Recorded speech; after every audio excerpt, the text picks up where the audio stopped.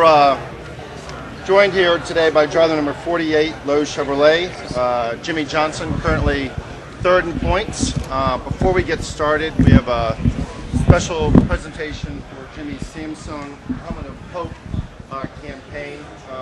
Overall, they'll choose 12 charities. 6 come from fans, 6 come from sponsor, from the media. The media. And 2 are going to be chosen right now. So. Yep. And then each recipient gets $10,000 as well. So exciting time to get the Helmet of Hope started. I want to thank Samsung for their support and everybody for getting involved. And the number is 9. 9? Number 9. Oh, this is organized. You act so surprised. It wasn't organized last year.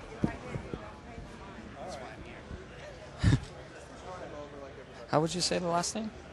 Bolam? Right there. That's Krabby. No, name. Bolam? Yeah. Bolam, okay. Beverly Bolam from Niagara Falls, New York. Charity is Hunter's Hope Foundation. The mission is to help children with Krabby. The charity was founded by NFL Pro Hall of Famer Jim Kelly and his wife Jill after their son was diagnosed with Krabby. So thank you very much, Beverly. And now we'll do the media one. I guess I do the same thing, right? Yes. Does it reset or anything? Nope. You just go straight to the number and hit it. Click on that. It's 9 again. No, it's gone. I'm joking. It's 5. What is it? 5. Give me 9. Jim Utter.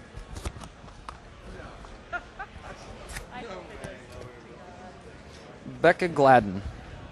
Becca Gladden, it's Insider Racing News, and the charity is Beads of Courage. The mission is to provide innovative art and medicine support care program for children coping with cancer and serious illness. So thank you very much to everybody. We'll get on with the other.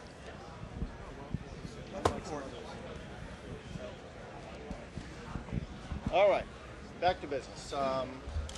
Jimmie, your thoughts on coming back here to race at Indy? Yeah, definitely excited. This track has been feast or famine for us, so I'm glad the last few years have turned out how they have, and I think this weekend is going to be challenging from the heat of what the driver's going to experience, and then the same thing with the cars and the setup. Then when you get on the track and into the race, track position is even more important today than it's ever been, and we're at a track that is really tough to pass at. So I think the race weekend really starts today and making sure that you have a good qualifying effort for tomorrow morning. And the first step really, I guess, would be getting a good draw, an early draw, and then you've got to bust that lap off tomorrow morning and make sure that you have a good starting position. I started 16th last year, and it took me forever to get to the front, and I had a great car. I just couldn't pass people. It was just really tough. Feet to the fire. Is there an instance when a win should be taken away from a driver? I think with where we're at now, no. I mean, there hasn't, not that I'm aware, there could have been some races taken away. I'm just not sure. But since I've been racing, I haven't seen a win taken away, and we need to build consistent platform there. And, when you start docking points and taking things away, it really sends a message. I've been there with crew chief being taken away and points taken away, and the race you won all of a sudden disappears in your mind, and you're more worried about the damage that's been placed to you through fines and penalties than anything else. Jimmie, annually this is a pivotal race for the championship. Is that something you guys pay pretty close attention to? Does that add to the drama of what's in the car? For us, the track is so different than anywhere else we race. We come here thinking that this is one of the top 2 or 3 races we want to win each year. The prestige of the event it far outweighs points. Where we are in the points right now, pretty comfortable and looking good, so we can have that mindset. We've been here other years where we weren't as strong in the points and needed a good run in the summer to get things situated for the chase. But where we are right now, we're getting comfortable and looking for a home run. Most good traditions kind of start by accident. Kissing the bricks here. Dale Jarrett started it. Is that a part of the lore of this place now that you get to do that when you win it? Yeah, I mean, from the 3 experiences I've had, Victory Lane is a lot of fun, but you can't wait to get out to that yard of bricks and to kiss it. I don't know why it didn't happen sooner. Just it's so cool to be out there on the front stretch and to experience that. And Todd Parrott had one heck of an idea to pull the guys out there and do it. And the other thing I enjoy is when you win, they throw you in the pace car and you take a lap around the speedway. And it really helps you stop for a minute and enjoy what you've accomplished. In most events, as soon as you win, you're out of the car and you're off talking about it. You don't have a chance to let it soak in, and to make that parade lap around the track is really cool. And I've had my crew guys jump on the vet with us going around, and just to have that few minutes with Rick, and my wife's been there, and the crew guys, nothing going on but enjoying it's really cool. With as tough a track as this is, you're a multiple winner. What are the tendencies you think that you carry to be able to do that? The track is very line specific and very technique specific from the driver's standpoint. Most tracks we have a lot of room. If you miss your marks a little bit, you can go up the racetrack and find a way to carry your momentum and keep going.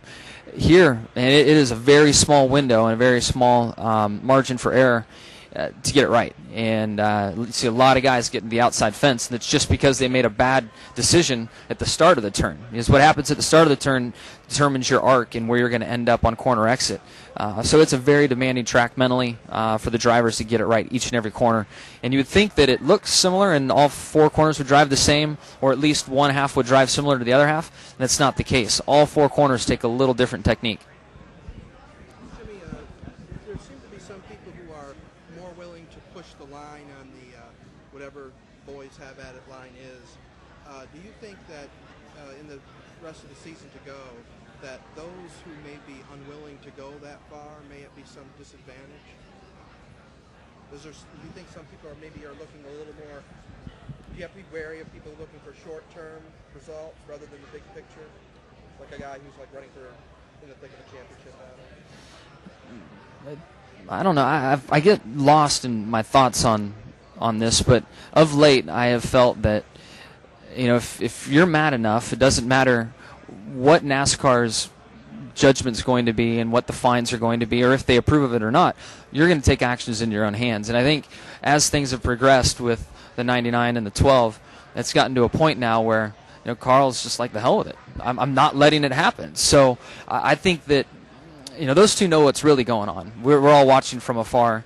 But I think that if NASCAR was still as strict this year and didn't make the statements at the start of the year, we would see those two in this position. There's more to it than just NASCAR saying, go ahead, guys, you can say a few extra things and roughhouse a little bit. That didn't provoke all of this. So in one light, I think that these big flare-ups will happen regardless of what the sanctioning body does. When guys get mad enough, they're going to have it happen. I think more of the casual stuff, maybe some of Joey Logano's comments or people finding each other on pit road to shove each other around a little bit, that is as a result to them lightening or letting the reins loose and letting us have at it. But the big moments, I think those big moments would always be there.